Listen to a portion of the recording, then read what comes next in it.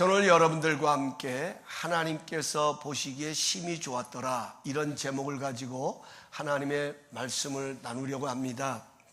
요즘 들어서 무척 제 마음에 참 많이 자리 잡는 생각이 있다면 형통입니다. 사람은 누구나 형통하기를 원합니다. 하지만 우리가 살아가는 세상은 형통할 만한 세상이 아닙니다. 오히려 형통의 걸림돌과 장애물들이 많이 있습니다. 그래서 사람들은 형통하고 승리하기를 원합니다. 그럼 어떻게 형통할 수 있을까요?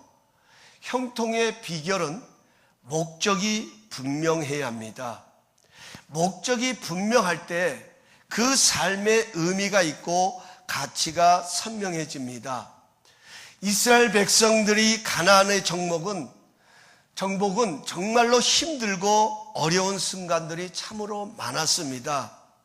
하지만 그런 가운데서도 그들이 형통할 수 있었던 것은 첫 번째로는 하나님께서 그들과 함께 하셨기 때문입니다.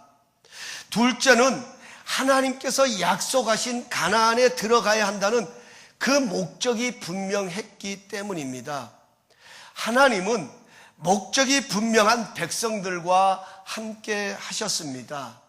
여러분, 우리의 삶의 비전이 왜 중요할까요? 하나님은 비전 있는 사람을 통해 하나님의 일을 이루어 가시기 때문입니다.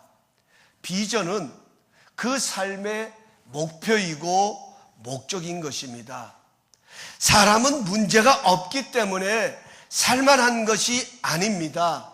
목적이 분명하기 때문에 그 문제 가운데서도 가치 있고 의미 있는 삶을 살아간다는 것입니다. 지금 우리 교회는 다시 세워지는 은혜라는 주제로 세일의 특별 새벽 기도를 열고 있습니다. 저는 참 지난 한 주간 너무나도 감사하고 힘을 얻었던 것은 정말 우리 성도님들이 피곤하고 참 힘들지만 그래도 그 목적에 마음을 모아서 뜻을 모아서 함께 새벽을 깨우며 기도하는 그런 모습에 정말로 여러분들에게 감사를 드립니다. 우리가 이런 기도회를 갖게 된 것은 느헤미야가 백성들에게 무너진 성벽을 다시 재건함으로 수치를 당하지 말자고 권고했던 그 말씀을 붙들고 시작하게 된 것입니다. 지금 우리의 삶의 현장을 돌아보면 너무나도 곤고합니다. 너무나도 어렵습니다. 너무나도 힘이 듭니다. 아니, 그 삶 자체만 놓고 보면 살아간다고 하는 것이 어떤 면에서는 너무나도 힘에 부치는 것이 많습니다. 너무나도 많은 것들이 무너져 있습니다. 너무나도 많은 것들이 엉켜 있습니다. 정말 여기저기서 서로에 대한 원망과 불평의 소리들이 끊이지 않는 것이 우리가 살아가는 삶의 현장입니다. 이럴 때 우리가 다시 세워야 할 것이 무엇인가 하는 것입니다. 이럴 때 우리가 다시 붙들어야 할 것이 무엇인가 하는 것입니다. 아니, 이런 상황 속에서 우리가 어떻게 형통의 삶을 살아갈 수 있을 것인가 하는 문제입니다. 하나님께서 제게 무너진 성벽을 재건하는 마음으로 우리의 무너진 목표를 다시 세워야겠다는 그런 마음을 주셨습니다. 그렇다고 하면 여러분, 우리의 목표는 무엇일까요? 아니, 여러분의 인생의 삶의 목적은 무엇입니까? 여러분은 지금 어디를 향하여 달려가고 있는 것입니까? 무엇 때문에 오늘도 열심히 땀을 흘리며 최선의 삶을 살아가는 것일까요? 여러분, 우리 다감사교회는 무엇 때문에 이 땅에 존재하고 있는 것입니까? 사실 우리 교회는 외형적으로 보면 왜소한 것이 사실입니다. 그럼에도 불구하고 이러한 연약한 가운데서도 부족한 모습 속에서도 오늘도 이 교회를 사랑하고 최선을 다해서 헌신하시고 열심히 섬기시는 여러분의 수고가 가치 있는 것은 우리가 지금 어디를 향하여 가고 있는지 목적이 선명해야 합니다. 목적이 분명하면 오늘의 왜소함은 결코 연약함이 아니라 내일의 축복을 불러오는 은혜의 통로가 되어질 수 있다는 것입니다. 여러분, 여러분의 인생의 삶의 목적이 무엇입니까? 괜찮습니다. 실패해도 괜찮습니다. 넘어져 있어도 괜찮습니다. 주저앉아 있어도 상관없습니다. 왜요? 하나님이 다시 일으켜주시면 되지 않습니까? 중요한 것은 목적입니다. 왜 우리는 주저앉아 있을까요? 우리는 무엇을 바라보면서 그 주저앉아 있는 자리에서 다시 일어나기를 원하는 것일까요? 오늘 본문의 말씀은 우리를 향하신 하나님의 마음을 너무나도 잘 표현하고 있는 말씀입니다. 특별히 31절에 가서 보면 하나님께서 만드신 모든 것을 보시니 보시기에 심히 좋았더라, 이렇게 말씀하고 있습니다. 여러분, 특별히 이 말씀은 우리 교회가 이 땅에 처음으로 탄생할 때에 이제 우리 교회가 창립 예배를, 탄생 예배를 눈앞에 두고 하나님 앞에 기도하는 가운데에 들려주셨던 말씀이었습니다. 하나님께서 보시니 보시기에 심히 좋았더라.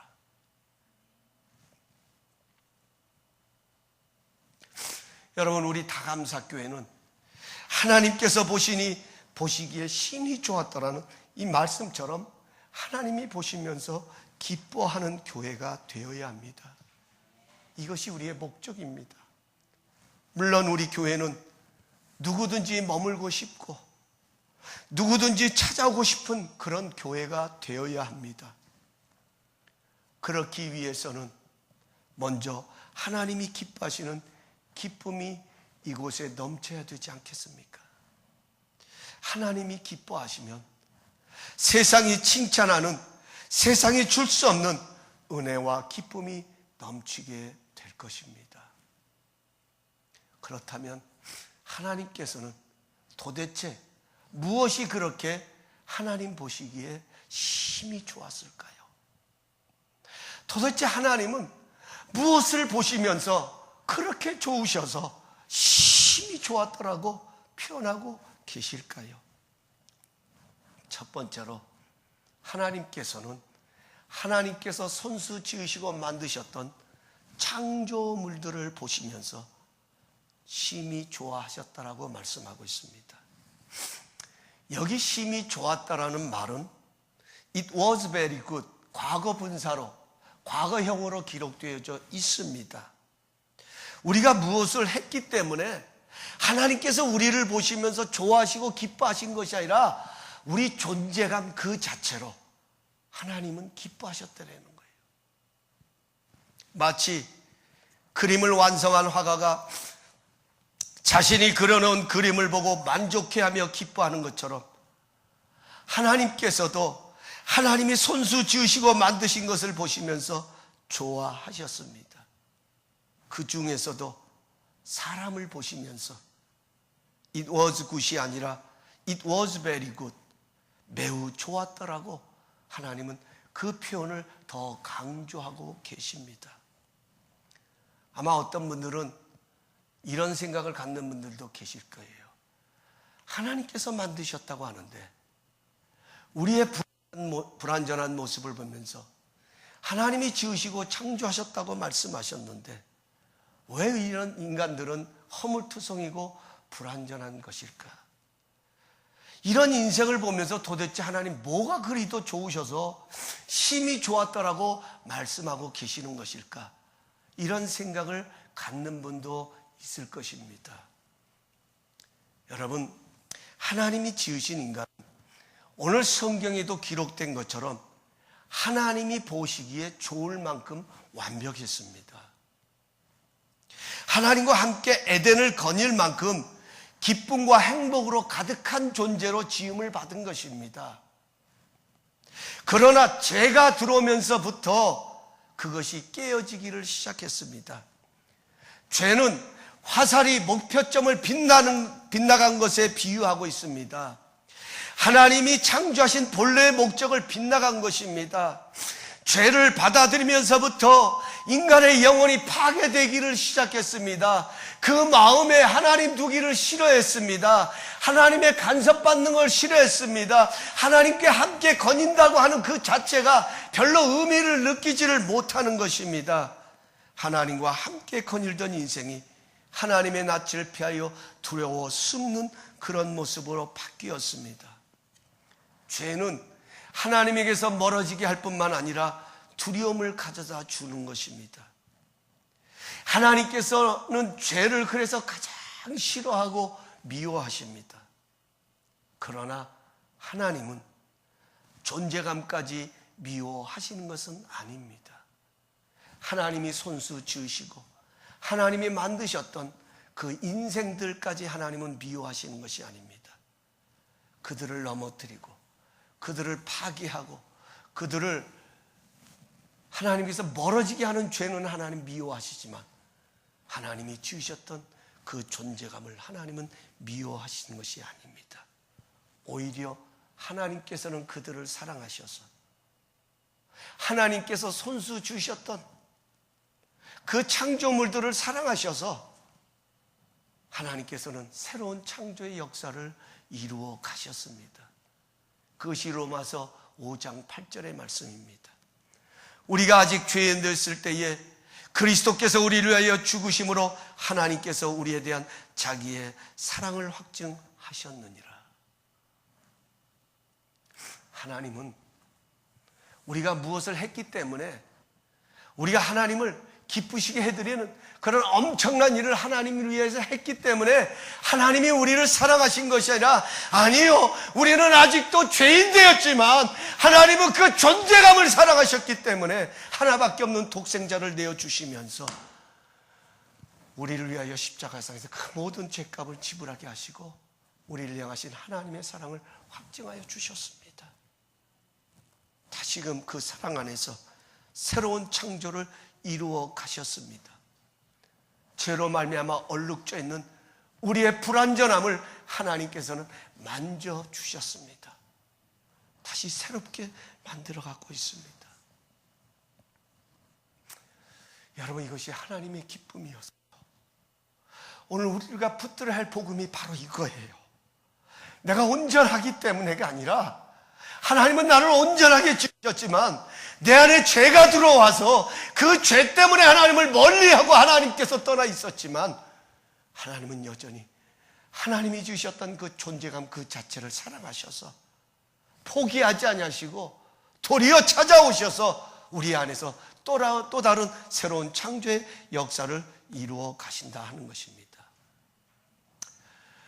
여러분, 제가 사용하고 있는 핸드폰이요, 삼성 6S입니다. 여러분, 삼성 6S는 그래도 최신형이에요. 그렇죠? 뒤지지 않는 거예요. 근데 요즘은 뭐가 나왔냐면, 제가 이 베스트바이에 가서 한번 보니까 삼성 7S가 나왔더라고요. 제가 아직 구경은 못했어요. 그냥 겉모습만 봤습니다만은. 그런데 그 삼성 6S와 7S가 뭐가 다르냐면, 모양은 뭐 별로 다른 것이 없어요. 그런데 그 모양은 그대로 있지만 그 안에 기능들이 더 업그레이드 된 것입니다. 그리고 그 6S에 없는 그 기능, 새로운 기능들이 만들어져서 7S가 만들어지는 것입니다. 여러분, 하나님의 새로운 창조의 역사가 그렇다라는 거예요. 하나님이 우리를 지으실 때 본래의 모습이 있습니다. 그러나 죄로 말미암아 그것들이 깨어지고 허물어졌지만 하나님께서는 그것을 버리신 것이 아니에요. 포기하신 것이 아니에요. 토기장이 되시는 하나님께서는 그것을 농로 위에 올려놓고 다시 빚으셔서 하나님이 원하시는 그릇을 만들어 가시는 것처럼 우리의 삶 속에 새로운 기능들을 하나님께서는 새롭게 창조하시면서 우리로 하여금 하나님 보시기에 심히 좋을 만큼 그러한 역사를 이루어가고 계시더라는 겁니다. 이것이 하나님의 기쁨입니다. 여러분, 어렵고 힘드시죠? 여러분, 얼마나 곤고하고 힘드세요? 때로는 얼마나 여러분 남모르는 눈물을 흘리십니까? 여러분, 그럴 때마다 이 하나님의 기쁨을 바라보십시다. 그것이 우리의 인생의 목적입니다. 하나님은 지금 끊임없이 우리의 삶 가운데 새 창조를 이루어가고 계십니다. 새로운 것을 만들어낸다는 것입니다. 지금은 고인이 되셨지만 제자 훈련의 창시자이셨던 고 오카는 목사님, 그분의 책에 나오는 내용입니다. 우리가 잘 아는 대로 목사님은 심한 질병을 앓고 투병을 하시다가 하나님의 부르심을 받으셨습니다. 그분이 투병 중에 있었던 것을 그 책에 이렇게 기록하고 있었습니다. 저는 최근 들어 몸이 신통치 않아 2년이 넘도록 고생하고 있습니다. 가끔 4-5가지 증상이 한꺼번에 나타나서 고통스러울 때는 정말 살고 싶은 생각이 없습니다. 그럴 때는 기도도 안 나올 정도로 괴롭습니다. 그런데 제가 병을 앓으면서 확신할 수 있는 것은 내 영혼이 연단을 받는다는 것입니다. 참된 욕심이 사라지고 아웅다웅 다투던 마음이 깨끗이 정리되는 것을 느낍니다. 점점 내 영의 눈이 밝아지고 멀리 보이던 하나님이 가까이 보이는 것을 체험하게 됩니다. 이것이 환난 중에서 연단을 받는 것입니다. 병들어 고생이 되지만 그 대신 신비스러운 기쁨이 찾아오는 것을 느낍니다. 주님이 주시는 새 몸을 입고 그분을 만나 뵐 그날을 마음속에 그려보면 가슴이 벅차오릅니다. 그럼에도 불구하고 저는 설교를 준비하면서 울었습니다.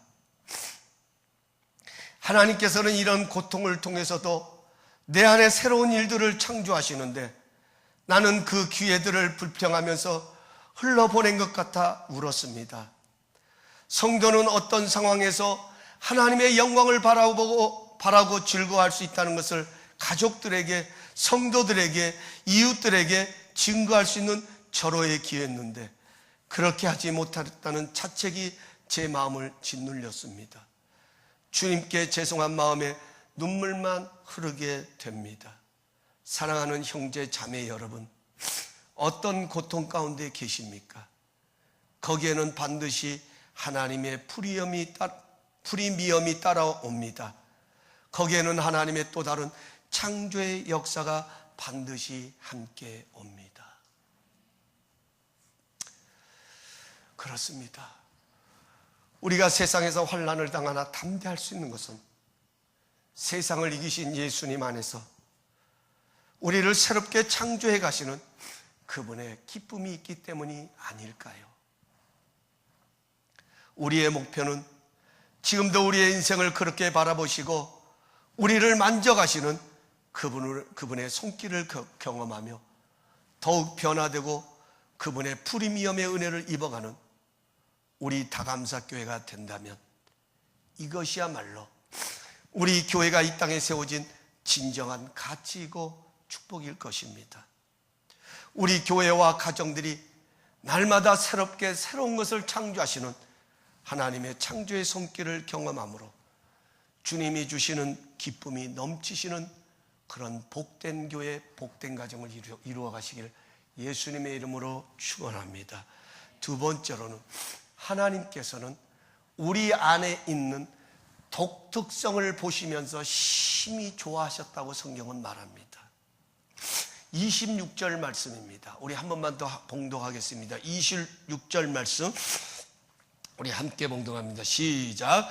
하나님이 이르시되 우리의 형상을 따라 우리의 모양대로 우리가 사람을 만들고 그들로 바다의 물고기와 하늘의 새와 가축과 온 땅과 땅에 기는 모든 것을 다스리게 하자. 아멘. 여기에 우리라고 하는 단어가 3번 반복됩니다. 우리는 단수가 아니라 복수입니다. 성부, 성자, 성령 되시는 삼위일체의 연합을 가리키는 것입니다. 우리는 어느 날 우연히 하나님께서 만드신 그런 존재가 아니라는 것입니다. 사람이 만들어지기 전에, 이미 우리가 지어지기 전에, 아니 하나님께서는 사람을 창조하시기 전에 성부 하나님, 성자 하나님, 성령 하나님, 이 삼위일체 되시는 세 분의 위격이 모이셔서 함께 의논하셨다는 거예요. 우리와 같은, 우리의 모양대로, 우리의 형상을 닮은 사람을 만들자.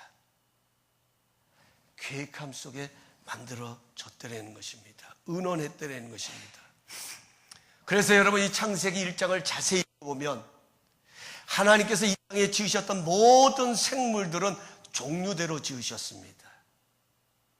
그 종류대로 번성하도록 지으셨습니다. 그러나 사람은 하나님의 이미지를 가진 하나님의 모양대로 만드셨다라고 말씀하고 있습니다.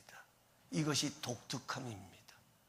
똑같은 하나님의 피조물이지만 하나님께서 사람을 보시며 심히 좋아하셨던 것은 우리에게는 하나님의 창조의 독특성이 담겨 있었다 하는 것입니다. 그것이 바로 형상입니다. 그것이 바로 하나님의 이미지, 하나님과 같은 모습입니다. 요즘은 여러분 산하 제한 때문에 부부가 젊은 사람들이 자녀를 낳으려고 하지 않잖아요. 그래서 세계가 지금 인구 부족으로 인해서 참 고민에 빠져 있습니다만은 저는 지금도 저희 아이들을 낳을 때를 생각하면 참 가슴이 뭉클해집니다. 여러분, 한 생명이 태어난다는 것이 얼마나 신비스럽습니까? 아마 경험해 보신 분들 다 경험해 보셨잖아요. 얼마나 신비스럽습니까? 여러분, 저 혼자 아이를 만든 것 아니에요. 저희 아이들 저 혼자 만든 게 아니에요. 제가 누구보다도 사랑하는 제 아내와 함께 만든 자식이기 때문에 더 사랑스럽습니다. 좀 웃어주세요, 그럴 때는.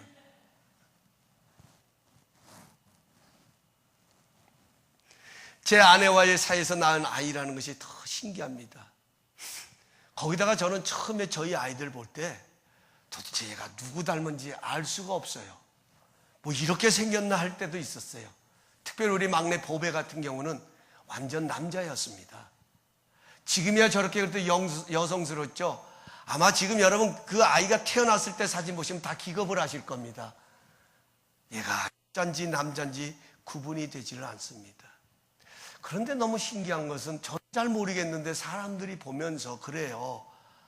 어쩌면 그 이마가 엄마를 닮았다고, 어쩌면 그 눈썰미가 아빠를 닮았다고, 어쩌면 그 손을 보면서 그 손이 할아버지를 닮았다고, 막 이런 표현들을 하는 것이었습니다. 저는 그럴 때마다 더 신기한 거예요. 나는 잘 모르겠는데 남들은 그것을 보고 이 아이가 아빠 닮았고 할머니 닮았고 할아버지 닮았고 엄마 닮았고 누구 닮았고 그런 모습들이 거기에 다 배어 나온다는 거예요.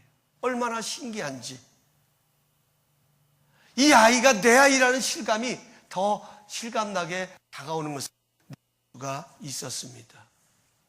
여기 모양대로라는 말이 바로 그런 말이에요. 비슷한. 또 형상이라는 말은 어떤 말이냐면 여기 지금 파워포인트가 있습니다.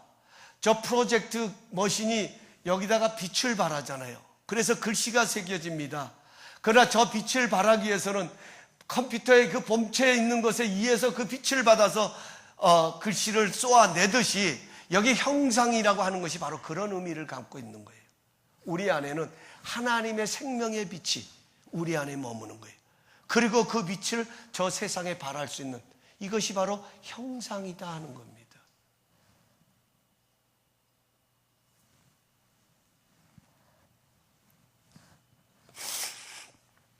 하나님께서 우리의 인생들을 보시면서 가장 기뻐하셨던 그 이유 중에 하나는 하나님의 형체가 우리를 통해 나타난다는 것입니다.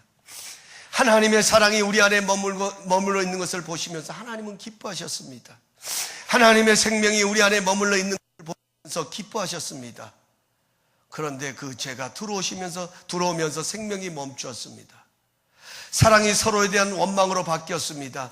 하나님의 형상이 사라졌습니다. 그러나 예수님께서 죽으시고 다시 부활하셔서 예수를 믿고 영접하는 자에게는 부활의 생명의 영으로 우리 안에 자리 잡으시면서 하나님의 자녀가 되는 특권과 건설을 허락하여 주셨습니다. 우리 안에는 하나님의 형상, 그분이 주시는 사랑, 그분이 베푸셨던 사랑, 그분이 베푸신 그 생명이 우리 안에 비춰지고 있는 겁니다. 우리는 그것을 저 세상을 향하여 그 능력을 의지하여서 저 세상에 하나님의 생명을 바라는, 빛을 바라는 하나님의 형상, 이미지로 살아가고 있는 거예요. 그래서 하나님께서는 우리를 보시면서 심히 기뻐하셨다. 다시 말하면 이것을 사도 바울은 이렇게 표현합니다. 너희는 그리스도의 편지요 그리스도의 향기니라. 이게 우리의 가치예요. 여러분, 이게 우리가 하나님이 우리를 지으신 목적은 영광을 받기 위해서입니다 그랬어요. 우리로 하여금 하나님을 찬송하게 하기 위함이라고 말씀하셨어요. 우리가 찬송을 부른다고 하는 것은 곡조 있는 가사 있는 것을 찬송이라고도 말할 수 있지만 우리의 삶으로 그분을 예배하고 그분을 높여드리고 그분을 인정하고 그분을 증거하는 것이 바로 하나님을 찬송하는 거예요. 그래서 로마서 12장은 말씀하십니다. 너희 몸을 하나님이 기뻐하시는 거룩한 산 제사로 드려라. 삶으로 하나님을 예배하려는 거예요. 이것이 구원받은 자의 삶의 모습이다 하는 것입니다. 여러분, 편지의 기능은 뭡니까? 마음을 전달하잖아요. 우리의 생각을 전달하잖아요. 우리의 감성을 전달하잖아요. 그래서 지금은 편지가 없지만, 지금은 이메일을 주고받지만, 여러분 그 이메일 하나도 여러분 잘 써보십시오. 얼마나 감동입니까? 받으면서 읽으면서 어떨 때는 눈물을 훔치기도 하고요. 뿐만 아니라 향기는 주변을 아름답게 만들어가는 능력이 있습니다.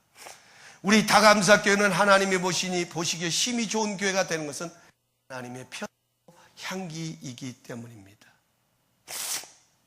어렵고 힘듭니다. 목사님, 참 사는 게 너무나도 어렵습니다. 그래요.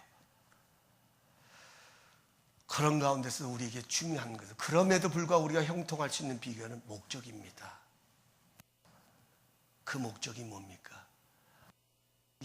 편지요 그리스도의 향기다.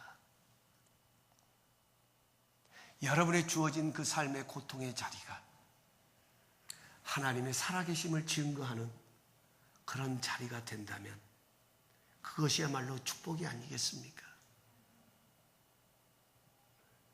하나님은 그걸 보시면서 기뻐하시는 거예요. 우리를 통해서 그 일을 이루어가신 것을 보시면서 행복해 하시는 거예요. 저는 분명히 믿습니다.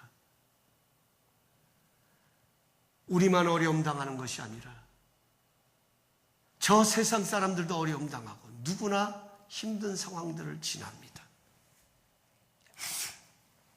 그럼에도 중요한 것은 우리는 하나님의 빛이요, 하나님의 편지요, 하나님의 향기라는 삶의 목적이 있기 때문에 오늘의 이 어려움도 가치가 있고 의미가 있고 보람이 있는 거예요.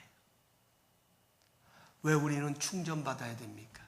지난 새벽 기도에 또 말씀 나눴던 것처럼 형통의 비결은 방전된 에너지를 충전받는 것이라고 말씀드렸습니다. 왜요? 우리는 그리스도의 편지요 그리스도의 향기이기 때문에 하나님의 생명의 빛을 발하여 하나님의 형상을 가진 하나님의 이미지를 가진 그런 하나님 보시기에 힘이 좋은 존재이기에 우리는 날마다 충전받아야 합니다. 이 다감사교회가 그래서 세워진 거예요. 그래서 하나님께서는 이 교회를 이 땅에 세우신 거예요. 이 교회가 휘황찬란하고 아름다운 건물을 가지고 있기 때문에 하나님 보시기에 힘이 좋은 것이 아니라 어떤 상황에 있든지 간에 그곳에 하나님의 능력이 머물고 그곳에 하나님의 생명이 머물고 그곳에 하나님의 은혜가 임하고 그곳에 하나님의 사랑이 흐르고 그곳에 하나님을 향한 감사가 넘침으로 인하여 저 세상을 향한 하나님의 생명의 편지요 또한 향기가 되어질 수 있기 때문에 하나님은 우리 다감사교회를 보시면서 심히 좋아하시는 거예요. 이런 교회가 될 수 있기를 주님의 이름으로 축원합니다. 여러분의 가정도 마찬가지입니다. 우리가 날마다 일치월창하고 하는 일들마다 척척척척 잘 되고 막힘도 없고 모든 것이 잘 되기 때문에 우리가 행복하고 기쁜 것도 있겠지만 어렵습니다. 어느 가정이든 문제가 있습니다. 어떤 가정이든 고통이 있고 아픔이 있습니다. 왜 하나님은 그렇게 하실까? 우리는 때로는 하나님을 향하여 그런 질문을 던질 수도 있지만 그러나 분명한 한 가지는 하나님께서는 그 가정에 하나님의 능력을 부어주시고 하나님의 새로운 역사를 일으켜 주셔서 그리스도의 편지의 향기로 하나님은 그 역사를 이루실 것을 바라보기 때문에 우리의 가정들을 보면서 하나님은 심히 기뻐하시는 거예요. 마지막 세 번째로, 하나님께서는 하나님의 복을 받아 살아가는 모습을 보시며 심히 기뻐하셨습니다. 우리는 어떤 존재냐? 하나님의 복을 받아 살아갈 존재다. 그것이 오늘 28절 말씀입니다. 이렇게 말씀합니다. 하나님이 그들에게 복을 주시며 하나님이 그들에게 이르시되 생육하고 번성하여 땅에 충만하라, 땅을 정복하라, 바다의 물고기와 하늘의 새와 땅에 움직이는 모든 생물을 다스리라 하시니라. 아멘. 여러분, 여기 중요한 것은 아무리 많은 것을 주어도요, 아무리 많은 것을 가져도 그것을 누릴 수 있는 능력이 있어야 되지 않겠습니까? 하나님께서 아무리 많은 재물을 주셔도 여러분, 그 재물을 하나님이 기뻐하시는 그런 곳에 하나님이 원하시는 그런 모습으로 사용할 수 있는 그런 능력이 있어야 되지 않겠습니까? 이게 바로 정복하는 거예요. 이게 바로 다스리는 거예요. 많은 것을 가져서 다스린 것이 아니라, 아무리 많은 물질을 줘도 여러분, 그 물질에 매어 달리고 그 물질 때문에 어찌할 바를 모르고 그러고 살아간다면 여러분, 그건 다스리는 것이 아니라 그 물질의 노예가 되는 겁니다. 건강도 마찬가지입니다. 우리에게 주어진 그 어떤 것도 누리라고 주시는 거예요. 아멘이십니까? 누리라고 주시는 거예요. 그거 붙들고 살라고 주시는 것이 아니에요. 그것 때문에 목매달아 살아가라고 주시는 것이 아니라 누리라는 거예요. 그 누림이 어디서 옵니까? 하나님의 복을 받아야 된다는 거예요. 하나님의 복, 사람 됨됨이에서 오는 것이 아니에요. 여러분, 많은 것을 가지고도 나누는 사람이 있는가 하면 나누지 못하는 사람이 있습니다. 뭐의 차이인 줄 아세요? 사람들은 그 사람 됐어. 뭐가 됐다는 얘기입니까? 도대체 뭐가 됐다는 이야기입니까? 여러분, 하나님이 그것도 은사예요. 참 신기합니다. 나누기를, 같은 모임도요, 나누기를 좋아하는 사람이 있어요. 베풀기를 좋아하는 사람이 있다니까요. 그런 사람들 보면 그게 있어서 나누는 거 아니에요. 베푸는 거 아니에요. 그 기쁨 때문에 베푸잖아요.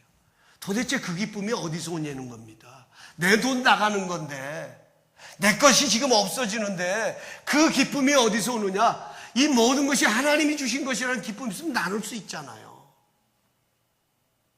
그 기쁨이잖아요. 하나님께서 심히 기뻐하셨던 것은 여러분과 저는 하나님의 복을 받아 살아갈 존재다, 이것을 보시면서 기뻐하셨다 하는 것입니다. 하나님의 복을 받으면 형통합니다. 하나님의 복을 받으면 상황을 넉넉히 다스립니다. 하나님의 복을 받으면 자족함의 은혜가 넘칩니다. 그래서 우리는 날마다 어제의 은혜로 살아가는 것이 아니라 오늘 새롭게 부으시는 오늘의 은혜로 살아가는 것, 이게 우리예요. 하나님은 이것을 보시면서 심히 좋아하셨다는 겁니다. 이제 말씀 맺겠습니다. 우리 교회는 외형적으로 작아도 목표는 분명한 교회입니다. 하나님께서 보시기에 심히 좋았더라, 이것이 우리의 목표입니다. 무너진 것을 다시 일으켜 세워야 하는 것이 바로 이 목표입니다. 상황은 어렵고 힘들지만 하나님께서 보시기에 심히 좋았더라, 그것을 위하여 우리는 어렵고 힘들어도 달려가야 합니다. 바로 그것을 위하여 인내해야 합니다.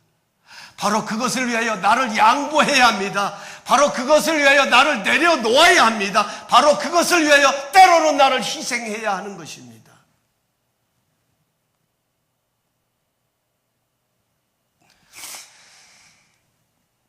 어려운 가운데서도 이 목표를 위해서 우리가 달려갈 길을 달려간다면 그 상황은 반드시 가치 있고 축복이 되는 그런 역사를 불러오게 될 것입니다. 그러므로 오늘 이 말씀을 보면서 우리 무너진 목표를 다시 세우십시다. 우리의 삶에는 이 모양 저 모양 저런 모습 이런 모습으로 여러 가지 상황들이 찾아올 것입니다. 그때 우리는 형통해야 합니다. 그 형통의 비결은 우리의 목적이 우리의 선택의 기준이 되면 됩니다. 하나님이 보시니 보시기에 심히 좋았더라. 이것이 우리가 선택해야 할 그 선택의 기준이 되어야 합니다.